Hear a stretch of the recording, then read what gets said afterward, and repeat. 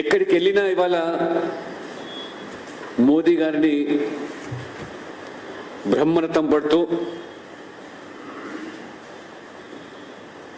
మోదీమయంగా దేశమంతా కూడా వ్యాప్తి చెందడము, ఈ అవినీతి బంధుప్రీతి, ఈ మైనార్టీ బుజ్జగింపు రాజకీయాల్లో మునిగిపోయినటువంటి కాంగ్రెస్తో సహా విపక్ష నేతలందరూ కూడా తీవ్ర ఆందోళనకు గురవుతున్నారు. వాళ్ళ కుటుంబ రాజకీయాలు, వారసత్వ రాజకీయాలు, అవినీతిని ఎండగడుతున్నందుకే మోదీకి కుటుంబం లేదంటూ విమర్శలు చేస్తూ ఉన్నారు.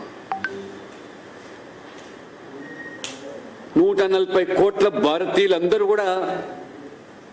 మోదీ కుటుంబంగానే భావిస్తూ,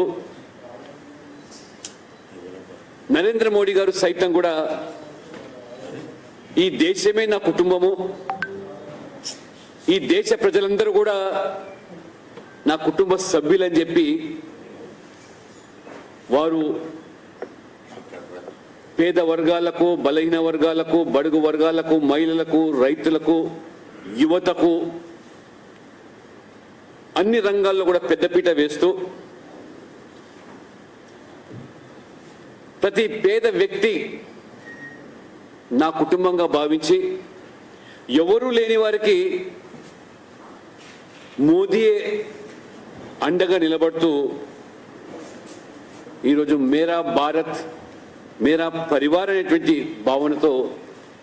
మోదీ గారు జీవిస్తూ ఉంటే, ప్రతి క్షణం కూడా ప్రజలకు సేవ చేసేందుకు తన జీవితం అంతా కూడా అర్పితం చేసి దేశవ్యాప్తంగా 4 కోట్ల మంది పేదలకు ఇల్లు కట్టిస్తే సొంత ఇల్లు లేనటువంటి ప్రధానమంత్రి మోదీ గారు నా కోసం అంటూ వ్యక్తిగతంగా ఏది కూడా ఆశించకుండా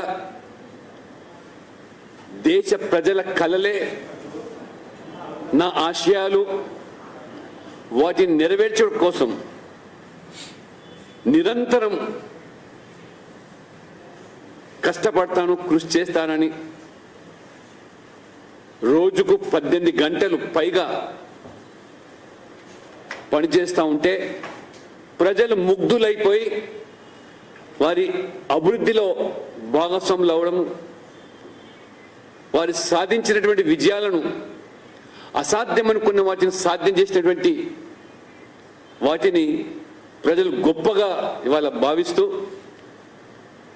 పేదల పథకాలన్నీ కూడా చివరి వ్యక్తి వరకు దళారీ పాత్ర లేకుండా వాళ్ళ ఖాతాలో చేరడము, ప్రజలు అందుకనే